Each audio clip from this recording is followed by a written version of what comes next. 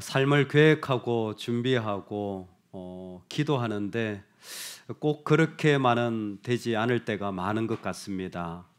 나는 이런 사람을, 또 나는 이런 삶을, 또 나는 이런 계획을 원했는데 실제는 전혀 다른 방향으로 가는 경우가 참 많지요.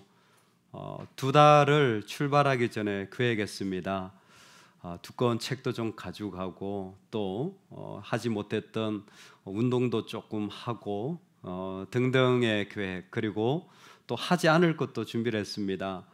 외부 설교는 하지 않으리라, 설교는 쉬리라, 또 먼 거리는 가지 않으리라 그랬는데 모든 계획이 다 뜻대로 되지 않았습니다. 사실 1달 반을 아팠어요.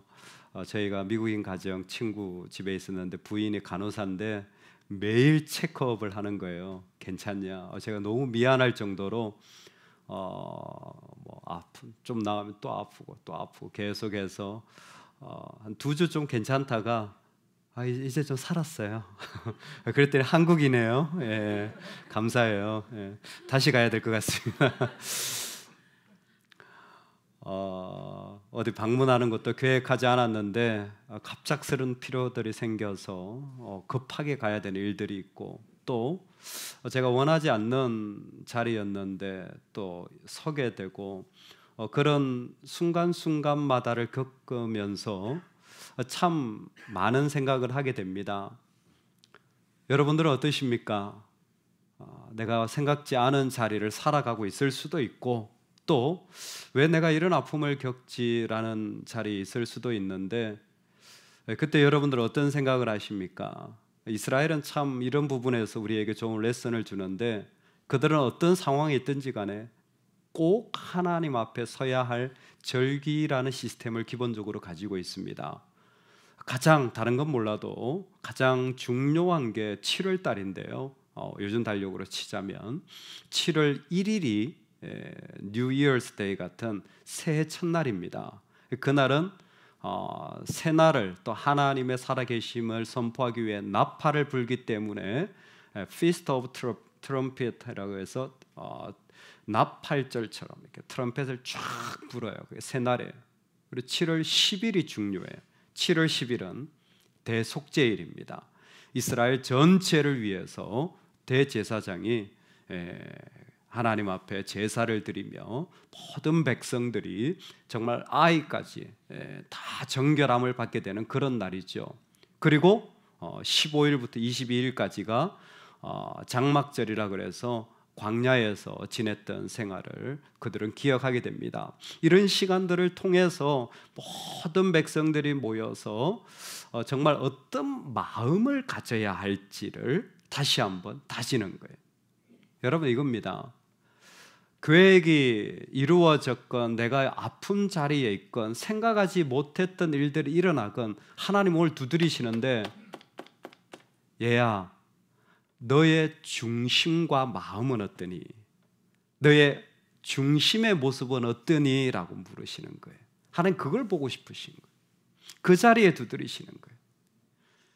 지금 우리가 있는 성경의 시간은 이스라엘 역사가 끝이 나고 바벨론의 70년의 세월을 보내고 다시 돌아왔을 때에 3번에 걸쳐서 돌아오는데, 바로 3번째 돌아오는 시간에 처해져 있습니다. 그 포로 생활이 끝나고 3번에 걸쳐서 돌아왔을 때에 이스라엘 전체가 모인 적이 2번 있습니다. 즉 그들이 마음을 합하고 마음을 다해서 꼭 있어야 할 자리라고 성경이 표현하는 자리가 2번이에요. 첫 번째는 에스라서 3장에 보면 이스라엘 백성이 일제히 모여서 제사하였더라. 즉 돌아와서 그들은 예배하고 제사하는 것을 온 마음을 다해 한 거예요. 즉 어떤 일이 있을 때 먼저 제사의 자리에 선 거죠. 그리고 2번째가 오늘 느헤미야서 8장 1절에 그들이 일제히 모여서 지금 하고 있는 일을 우리에게 소개하고 있는 겁니다. 일제히라는 건 모두라는 것이고, 구체적으로 말하면 이런 일들이 있고, 이런 일들이 있을 때 너의 중심 속에 있어야 할 모습이 이랬으면 좋겠다라고 우리한테 설명해 주시는 그 장면이라는 것이죠. 이스라엘 자손이 자기들의 성읍에 거주하였더니 7째 달에 7월을 말하는 것입니다. 이러러 모든 백성이 일제히 수문 앞 광장에 모여 학사 에스라에게 여호와께서 이스라엘에게 명령하신 모세의 율법책을 가져오기를 청하매. 아멘. 모든 백성들이 다 모여서 지금 에스라를 통하여서 율법의 그 말씀을 듣기를 원하고 있다라는 것입니다. 여러분 언뜻 읽으면 다 모여가지고 율법책 들었구나, 에스라의 율법 강론을 열심히 들어야 되는 거구나 라고 보이는 말씀이지만 사실 그 말씀이 아니라 구체적으로 보면 백성들이 에스라에게 부탁하여서 율법책을 가져와 말해달라고, 읽어달라고 요청하는 장면이라는 겁니다. 하나님이 우리에게 야 말씀 들어야 돼, 야 말씀 가지고 살아야 돼. 아마 교회 다니면 이 말씀 한 번쯤 들어보셨을 수 있을 것 같아요. 그 장면도 중요합니다. 근데 하나님 보시고자 하는 것은 야 말씀 들어야 되라는 것도 있지만 반면에 지금 그 전에 너의 마음에 너희가 갈망하는 게 뭐니? 실제로 너희가 진짜 구하는 게 뭐니? 하나님은 그걸 보고 싶으셔. 하나님은 그걸 지금 보고 계시는 거예요. 이스라엘은 지금 갈망하는 게 뭐냐면 다른 거 말고 이미 2달 전에 먼저 와서 이 모든 것을 행했던 그 에스라에게 부탁해서 율법의 책을 가지고 와. 모두가 책을 가지고 있지 않은 상당히 귀한 것이죠. 그것을 가져와서 듣기를 원하는 간절한 마음이 그들에게 있었다라는 것입니다. 이 모든 사람들이 모였을 때 그들이 가지고 있는 갈망과 그들이 가지고 있는 원함이 그대로 드러나고 있는 것이 오늘 말씀의 독특한 특징입니다. 성전이나 제사가 언급된 것이 아니라 율법책을 가지고 오게 하고 이 율법책을 가지고 오게 하는 과정에서 남자, 여자, 모든 사람, 어떤 사람들이냐면 알아들을 만한 회중들이 모두 그 앞에 서게 되어지는 것까지 설명되어지고 있습니다. 남성 중심의 사회에서 그렇지 않다라는 것이죠. 지금 다 여성들까지 다 모여 있습니다. 또 하나의 특징이 있다면 레위인들이 등장해서 레위들이 어떤 일을 하냐면 7절, 8절, 9절에 알아듣게 하는 일을 하고 있다라는 것이에요. 레위는 어떤 사람이었냐면 원래 그의 자손들이 고핫, 게르솜, 무라리라고 하여서 제사장들이 제사를 할 때에 언약궤를 메거나 아니면 숯불을 지펴서 아니면 도구들을 정결케 하거나 아니면 그 성전의 기둥이나 천막을 옮기거나 하는 모든 일을 돕던 사람들이에요.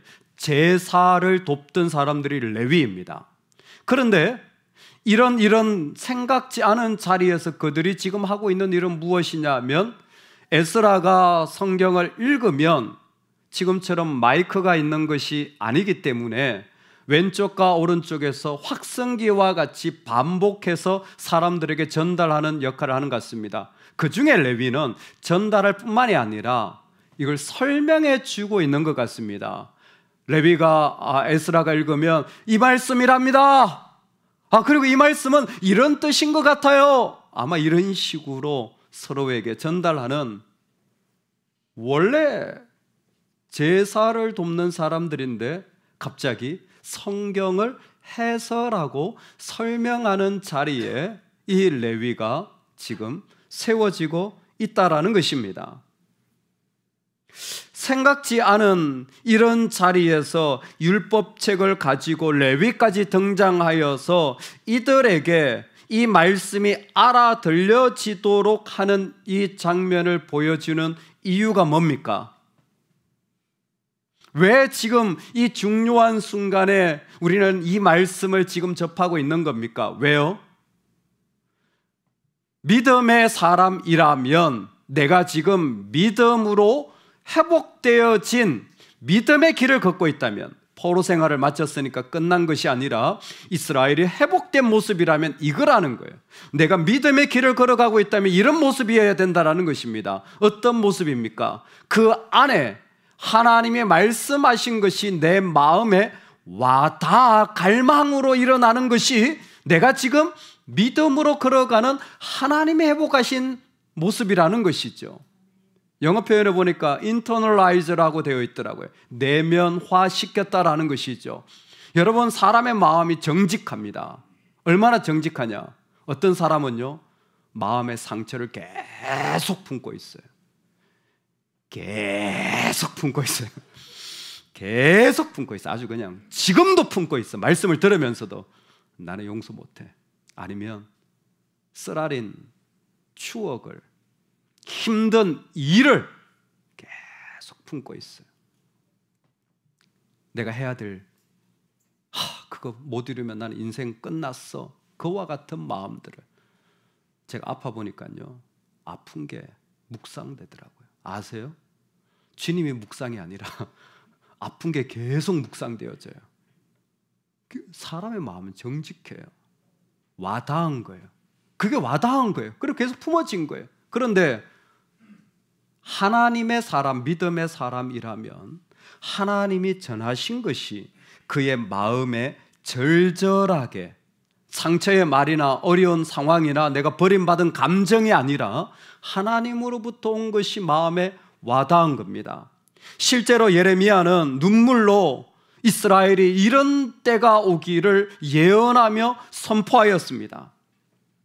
31장에 내가 그들이 남편이 되었어도 그들이 내 언약을 깨뜨렸음이라. 여호와의 말씀이니라. 그러나 그날 후에 내가 이스라엘 집과 맺을 언약은 이러하니 곧 내가 나의 법을 그들의 속에 두며 그들의 마음에 기록하여 나는 그들의 하나님이 되고 그들은 내 백성이 될 것이라.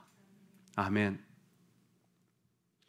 하나님이 실제로 마음에 와닿아지는 때를 예레미야는 기도했고, 하나님이 가만히 보니까 이 사람들의 간절한 갈망, 다른 어떤 것이 아니라 정치적인, 종교적인, 아니면 경제적인 어떤 탈출이 아니라 하나님이 그들의 마음에 와닿는 그 자리를 그들은 지금 느끼고 있어요.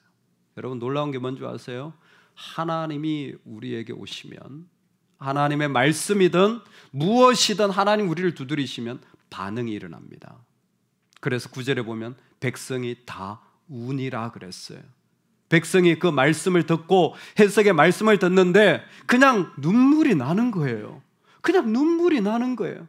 그 말씀을 듣는데 마음이 우는 거예요. 눈물이 나네요. 눈물이 난다라는 것은 그냥 울어야 된다라는 것이 아니라 그들이 그 가운데 그와 같은 반응을 한다라는 것이죠.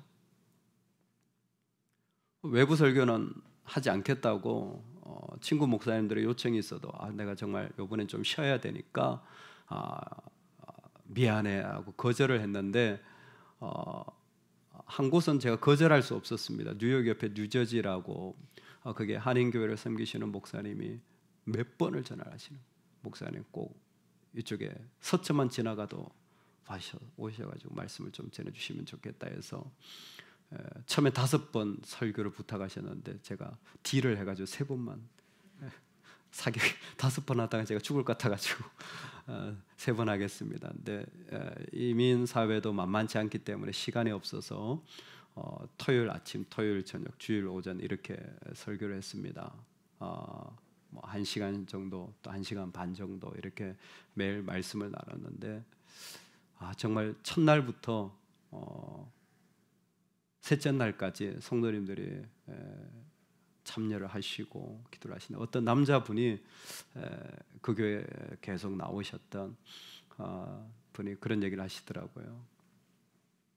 목사님, 제가 이민생활 수십 년 하고 교회를 계속 다녔는데 눈물을 흘리긴 이번이 처음이에요. 손수건을 준비를 못 해가지고 몇 시간 너무 눈물이 많이 나서 정말 왜 저를 울리세요? 그럼 인사를 하시는 거예요. 제가 그때 마음이 여긴 내가 먹히는구나. 한국에서는 안 울던데 내 부르심이 여긴가? 정말 첫날부터 그냥 그 고단한 이민자의 삶에 그냥 눈물을 훌쩍 너무 막 많이 우시는 거예요. 또 막 요즘 그런 사경에 한다고 누가 오겠어요? 근데 새로운 분들이 오시고 참 감사했습니다. 울어요. 일반적으로 구약에서 운다라는 건 회개의 표시입니다. 죄를 뿌리거나 옷을 뒤집어 입거나 머리를 풀고 우는 거죠. 우는 것은 하나님 앞에 내 죄를 자복하고 내 아픔을 고백할 때의 표현이에요. 근데 7월 달이잖아요. 7월 달에 회개하는 자리는 분명합니다. 이건 대속죄일이어야 돼요. 대속죄일.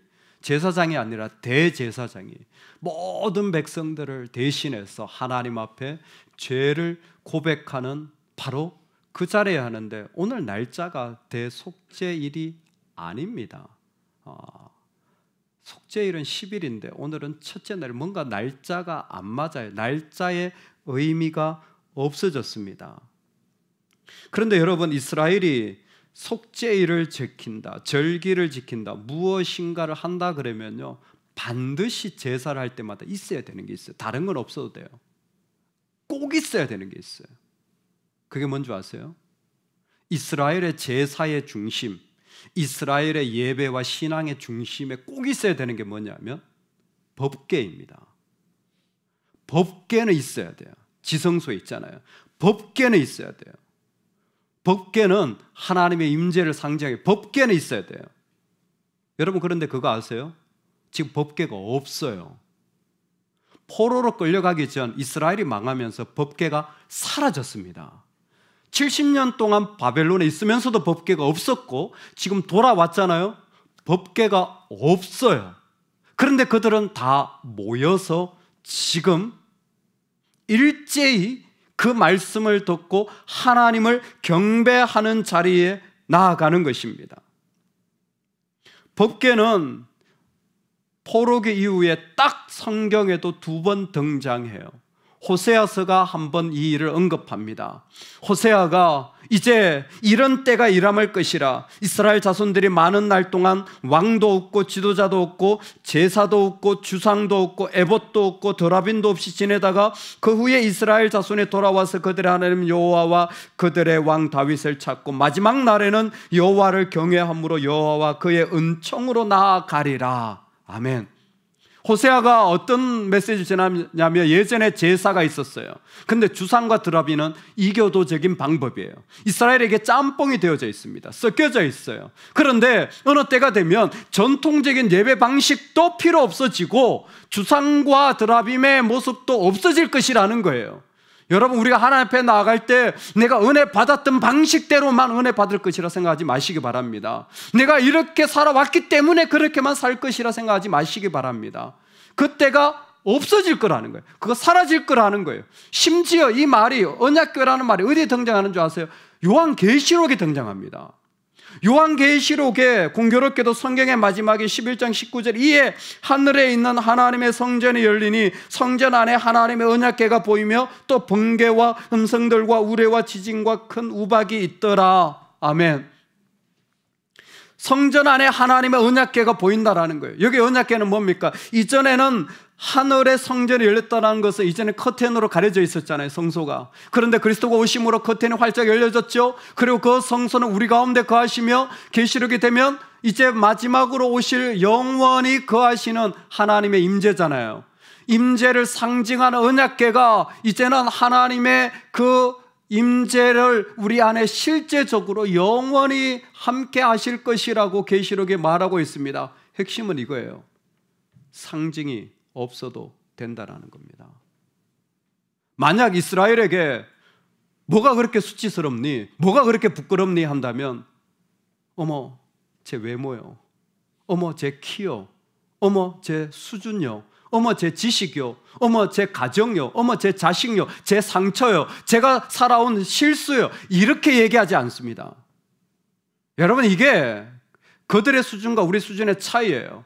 우리는 내가 실패하고 부끄러운 걸 아주 그냥 숨기려고 하죠. 이스라엘에게 묻습니다. 당신의 수치는 뭡니까? 뭐가 제일 부끄럽습니까? 묻는다면 그들은요, 대답 이렇게 할 겁니다. 두 가지예요. 성전이 무너진 것이 제일 수치스럽습니다. 예루살렘 성벽이 무너진 게 제일 수치스럽습니다. 이 두 가지예요. 이 두 가지가 뭔 줄 아세요? 하나님의 임재와 하나님의 보호하심을 상징하는 것이었는데 그것이 사라지는 게 제일 수치스러운 거예요. 다른 건 없어도 됩니다. 성전이 있어야 돼요. 성전을 상징하는 법궤는 있어야 돼요. 근데 지금 법궤를 하나님이 없애버리신 겁니다. 법궤가 없는 이스라엘을 말씀하고 계시는 거예요. 왜? 예수 그리스도가 이 땅에 오셔서 상징이 아니라 이제는 실제로 그분의 임재를 우리 안에 허락해 주셨기 때문인 줄로 믿습니다. 그분의 십자가로 우리의 모든 죄를 사해 주신 줄로 믿습니다. 여러분, 그럴 때 우리 안에 선포해야 돼요. 내 안에 이게 있어야 된다, 이 교회가 돼야 된다, 이런 모습이 돼야 된다, 이런 것이 이렇게 이루어져야 된다라는 모든 상징들이 없어도 하나님 역사하실 수 있습니다. 하나님 일하실 수 있습니다. 하나님 그 속에서 당신의 영광을 드러내실 수 있는 줄로 믿습니다. 우리는 상징이 있어야 돼요. 이 정도는 돼야지, 이런 게 이렇게 이루어져야지, 이 정도 건강해야지, 가져야지, 이런 자리에 나가야지. 아니요, 하나님 말씀하세요. 법궤 없어도 돼.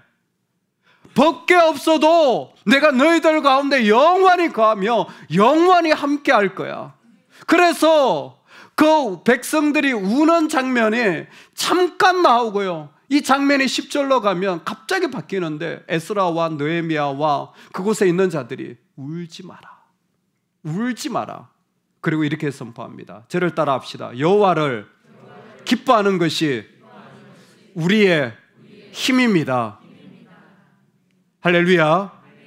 여호와를 기뻐하라, 여호와를 기뻐하라라는 메시지로 옵니다. 지금 이 얼마나 아름다운 장면입니까? 울고 엎드리는데, 근데 뭐예요? 울지 말라는 거예요. 그 감정에, 그 상황에 너희들이 그렇게 있는 것에 빠지지 말라는 거예요. 정말 중요한 것은 여호와를 기뻐하는 것이 너희의 힘이니라.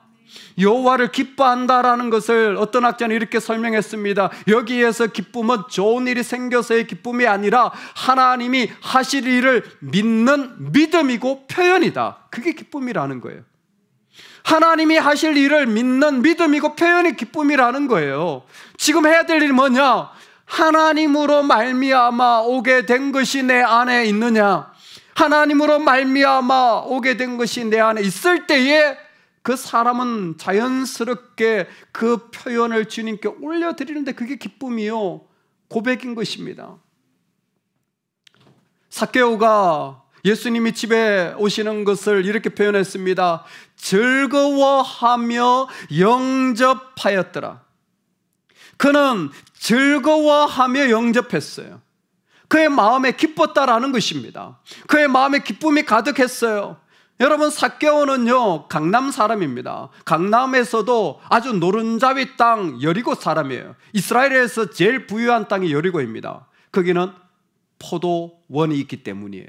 가장 많은 산출을 해요. 그 동네 사람 전부가 다 부자들이에요. 대단한 사람들입니다. 그 중에서도 삭개오가 밀리지 않아요. 왜? 세리장이기 때문에 부를 쌓은 것이 어마어마했습니다. 그런데 예수님이 그 부자에게 들어가서 오늘 너희 집에 구원이 임했다라는 거예요. 여러분, 깜짝 놀랄 일이었어요. 원래 예수님이 이렇게 말씀하셨습니다. 너희는 가난한 자들과 함께하라, 배고픈 자들을 도와라. 그래서 심령이 가난한, 누가복음에는 실제로 그냥 가난한 자가 복이 있다 이렇게 말씀하셨어요. 그렇게 말씀하신 예수가 지금 부자들한테 가가지고 같이 밥 먹고 앉아있는 거예요. 사람들이요,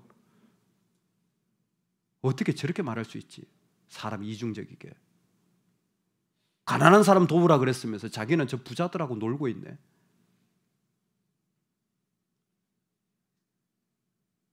예수님은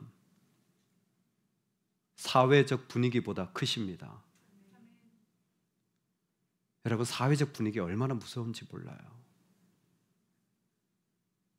사람을 한번 몰아가면요 매장당하기 마련이에요. 가정의 분위기가 얼마나 무서운지 몰라요. 너 때문이야. 그게 매장당하는 거예요. 당연히 예수라면 가난한 사람들하고만 있어야지. 아니요.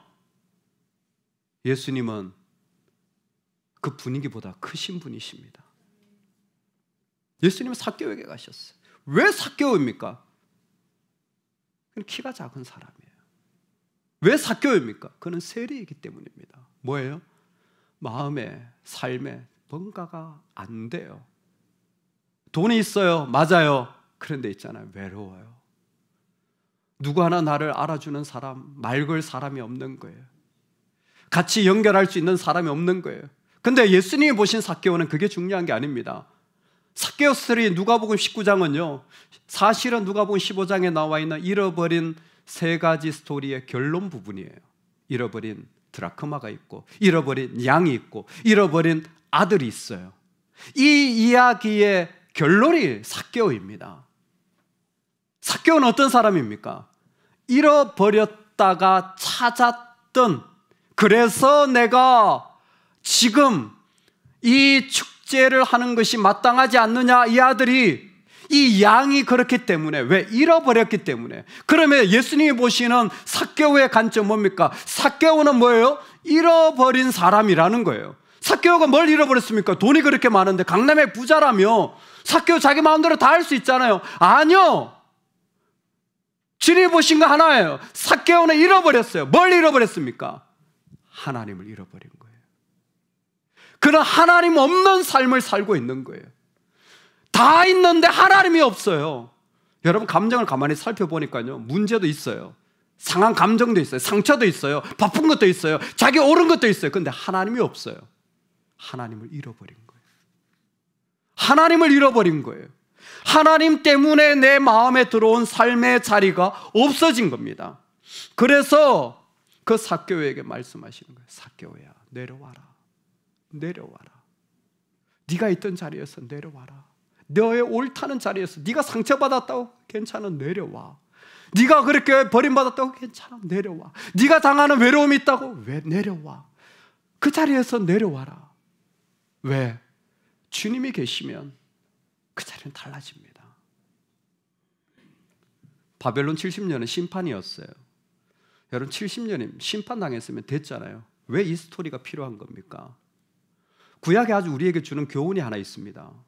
그게 뭐냐면, 이 땅에서 정의, 하나님의 올바른 뜻을 일으키는 데 있어서 잘못을 했으면요, 심판을 받는 게 맞습니다. 이걸 심판적 정의라고 해요. 잘못했으면 심판을 받는 게 맞습니다. 그러나 이런 사법적 정의 외에도 성경은 또 하나가 있는데, 그게 뭐냐면 회복적 정의입니다. 잘못한 거 벌받아야 돼만 있는 게 아니라, 잘못한 사람이 그 이후에 회복되고 살아나야 돼까지가 성경이 말하는 정의입니다. 네가 이만큼 했으니 이만큼 갚아라는 것이 아니라, 그 영혼이 살아나고 회복되고 있느냐가 주님이 말씀하시는 거예요. 지금 이스라엘에게 필요한 게 뭡니까? 정말 아무것도 없고 못 견디고 상한 그 자리에서 뭐예요? 그들이 가지고 있는 모든 상징들이 다 무너진 곳에서 하나님 때문에 일어나고 있는 그 자리, 여호와로 인하여 기뻐하는 이 자리만큼은 우리는 가지고 있기를 원하고 계신 것입니다. 그게 우리를 살아나게 하기 때문에. 목사님, 저 완전히 망했었어요. 다 망했습니다. 망할 뿐만이 아니라 5년 동안 일도 못했습니다. 미국에 있을 때 같이 신앙생활하며 섬겼던 집사님이 교제하고 싶다고 하셔서 저도 만나고 싶고 해서 가끔씩 연락했는데, 20년 만에 만났는데 참 믿음의 교제는 놀랍습니다. 어제 만난 것처럼 막 같이 또 막 둘이 막 놀고 밥 먹고 막 이렇게 막 이렇게 같이 얘기를. 근데 그때 그 얘기를 나누시고 깜짝 놀랐어요. 제가 떠나고 망했는데, 완전히 망한, 어느 정도로 망했는지 설명해 주시는데, 차에 기름을 넣을 수가 없을 정도, 그 몇천 원 몇만 원 그게 넣을 돈이 없을 정도인데, 일이라도 하면 좋은데 일할 때 마음도 다 무너진 거예요. 그리고 실제로 일도 그걸 5년을 지냈다는 거예요. 아니, 어떻게 사셨어요? 아니, 그걸 어떻게 사셨어요? 그랬더니 그분 표현이 그래요. 목사님, 망하니까요 말씀이 정리가 되던데요. 갑자기 무슨 얘기입니까? 그냥 교회는 왔다 갔다 뭐 그냥 예배 드리고 뭐 그냥 그랬는데 딱 망하고 나니까 말씀이 딱 정리가 되더래요. 창세기부터 계시록까지 예전에 들었던 게 착착착착착착착 주일날 예배를 드리는데 말씀이 막 마음에 와닿는 거예요. 그 말씀이 막 너무 달더라는 거예요. 여러분은 망하지 않고 달기를 주의 이름으로 축원합니다. 너무 좋더라는 거예요. 그러면서 하시는 얘기가 제가 맞는 건지 모르겠지만 그렇게 망하고 나서 깨달은 게 하나 있는데 이분이 새벽 4시에 일어나서 11시까지 일을 하셨대요. 이민사역이 어렵죠. 근데 그렇게 몇십 년 하시고 상당히 여유로우셨던 분이셨어요. 예, 차도 참 좋은. 제가 그렇게 된지를 몰랐었습니다. 새벽 4시에 일어나서 11시까지 일하셨다는. 쉼없이 항상 그렇게. 근데 제가 살아보니까 세상에서는 그렇게 열심히 하면 잘 되더라고요. 열심히 하면 잘 되더라고요. 근데 믿는 사람의 삶은 아닌 것 같습니다. 그런 게 뭡니까? 그랬더니 믿는 사람은 열심히 하고도 불공평한 게 믿는 사람의 삶이에요. 열심히 했는데 불공평하게 당하는 거, 그게 믿는 사람인 것 같아요. 근데 그게 아무렇지도 않아야 되는 것 같습니다. 본인은 그렇게 깨달아지더라는 거예요. 정말 열심히 했는데 억울하게 말도 안 되게 당하는 모습을 보면서 예수님이 혹시 이렇게 사시지 않았을까? 본인이 알았던 십자가가 조금씩 느껴지더라. 내가 믿었던 예수님이 이런 분이셨던가 조금씩 알아지시더라는 거예요.